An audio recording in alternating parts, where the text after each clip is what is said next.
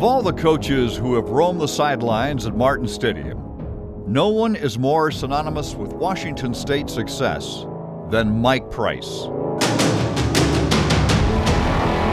A Cougar through and through. From a young age, Pullman was top of his list for football destinations. My brother was a Cougar and played for Sutherland. And so I was a Cougar all my life, cheering for the Cougs. And there was only one school. I went to junior college in Everett for a year and played football there. And then there's only one college in America I wanted to play for, and that was the Cougs.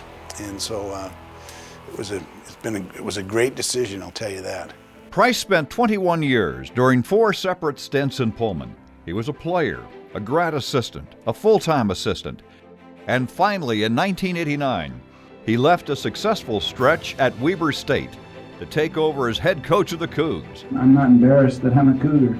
A start of 14 memorable years on the Palouse. All 3 of my children were born in that hospital, the old hospital there on campus in Pullman. So it was our home. It was a great home. We enjoyed it.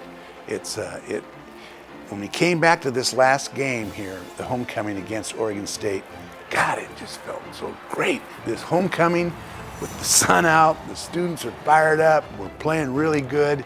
That reminded me of the good old days at Washington State. There's plenty for Price to reminisce about his seasons there, not the least of which is leading his team to 5 separate bowls. Each was special in its own right, but the one that resonated most throughout the region came after the '97 season, when the Cougs ended a 67-year drought with a berth to the Rose Bowl. The first Rose Bowl obviously was so exciting, and we had 350,000 people ticket requests for that game. We called dial 1-800-GO-COUGS, and I think our bill was over $200,000, phone bill. And here's Dixon, Rick Dixon's our athletic director.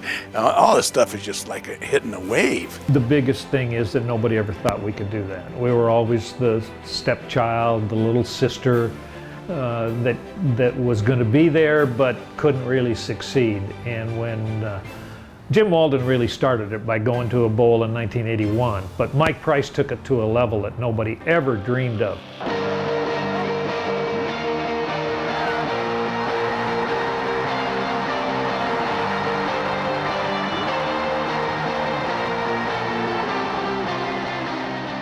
It was just 5 years later when he did it again, leading his team back to Pasadena after a second straight 10-win season. It was a special time to have that special season and get to the Rose Bowl.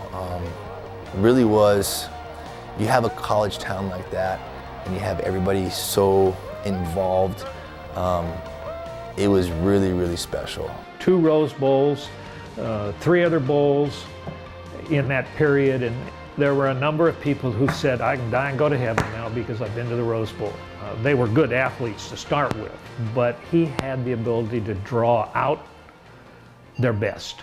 He'll be known as the best, most influential coach in Washington State's history. On the field, off the field, players, wins, losses, bowl games, 2 Rose Bowls in 5 years, back-to-back 10-win seasons, which never happened before in school history. The amount of quarterbacks that he pushed out to go to the NFL, the success that he had offensively, the overall wins and loss record. And then, like I said, in the community and what he meant, what he means to Pullman, he makes everybody still feel so welcoming and welcome into his program that I think his legacy will be thought of as probably that guy that where the bar is set. Are you like Coach Price or are you not? Are you going to be as successful as Coach Price or aren't you?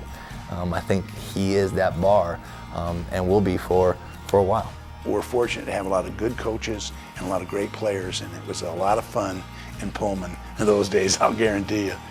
His 83 wins are the most by any Cougar head coach post-World War II. But the measure of his success certainly does not end with wins and losses. He is a second dad to me. He was the reason I went and chose to go to Washington State.